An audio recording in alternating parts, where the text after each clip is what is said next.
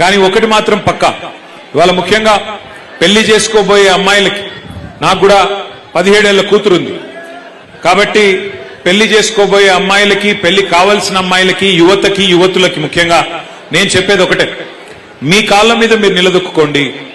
ఆర్థికంగా మీరు ఇండిపెండెంట్ గా ఉంటే, ఫైనాన్షియల్ గా ఇండిపెండెంట్ గా ఉంటే తప్పకుండా సమాజంలో గుర్తింపు, గౌరవం అన్ని కూడా ఆటోమేటిక్ గా వస్తాయి.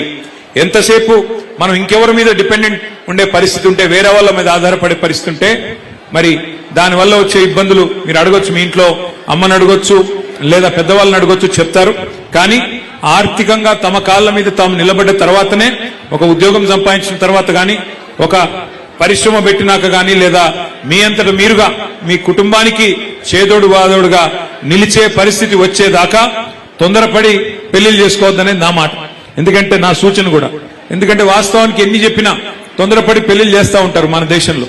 కానీ అమ్మాయి తన కాళ్ళ మీద తాను నిలబడితే, ఒక ఉద్యోగం సంపాదించడం కానీ, లేకపోతే ఇంకో రకంగా కానీ ఫైనాన్షియల్ ఇండిపెండెన్స్ వస్తే ఆ గౌరవం వేరు, ఆ స్వాతంత్ర్యం వేరు. కాబట్టి తప్పకుండా ఈ మహిళా దినోత్సవం సందర్భంగా భవిష్యత్తులో మళ్లీ అధికారంలోకి మీ ఆశీర్వాదంతో వచ్చిన తర్వాత మరిన్ని కార్యక్రమాలు, భరోసా, సఖీ, షీ టీమ్స్, కేసీఆర్ కిట్లు, కళ్యాణ్ లక్ష్మి,